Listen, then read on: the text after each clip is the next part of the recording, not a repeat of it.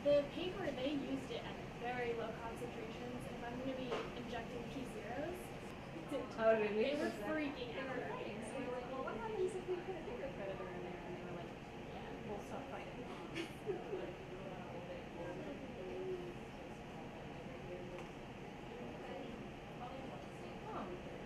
It's 163 if you want to write that down.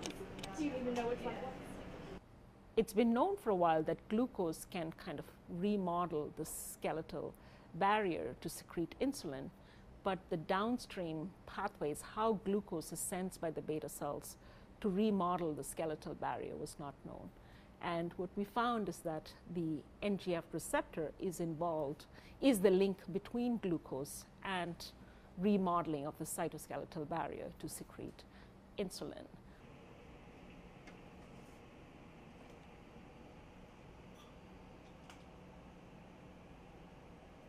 I was super excited. I thought it was really cool that this unique feature of neurotrophin signaling in neurons was conserved in beta cells and had this different function outside of the nervous system.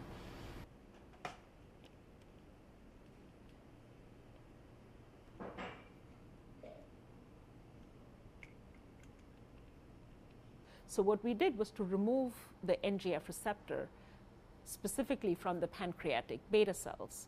And we found that these beta cells were no longer they could make insulin, but when confronted with high glucose, were not able to secrete insulin in adequate amounts.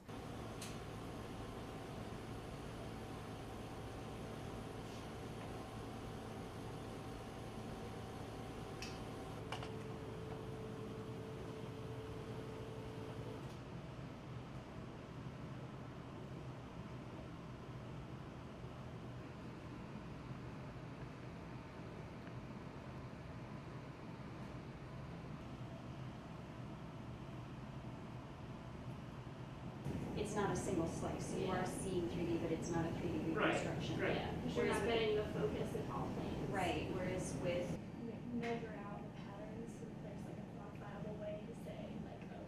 Yes, so it has been hypothesized or postulated that in type 2 diabetes, that by the time a patient is diagnosed with type 2 diabetes, they have already lost 80% of beta cell function. So I think it's absolutely critical to figure out the pathways that are important for beta cell function so that we can manipulate these pathways for early intervention of the disease as opposed to managing a chronic disease after.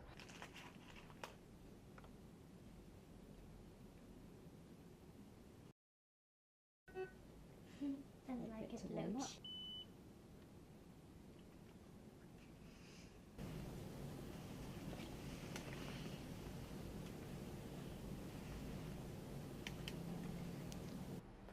I think if somehow we could deliver, drugs that could affect the receptor activity, the receptor that recognizes NGF, that could be one way in which you could manipulate this pathway. It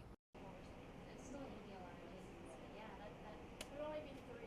yeah, what I think is really cool. Hopefully, maybe you can use the SNAP scan body and see if you can pick up. That's true. Yeah. It's actually Yeah. although I kind of messed up and it's like green here. You can't tell. Totally fine. So as Reggie mentioned, we've started to get our hands on some human islets and see that this pathway functions in human islets. But we know that the architecture and cell composition in human islets is slightly different than mouse islets. And so exactly how these microenvironmental factors are functioning in human islets is still to be determined. He got the flox mice from Liliana, and he's crossed it to a bunch of different flox lines which are available to us if we need them. One is the NKX2, which is mostly heart specific.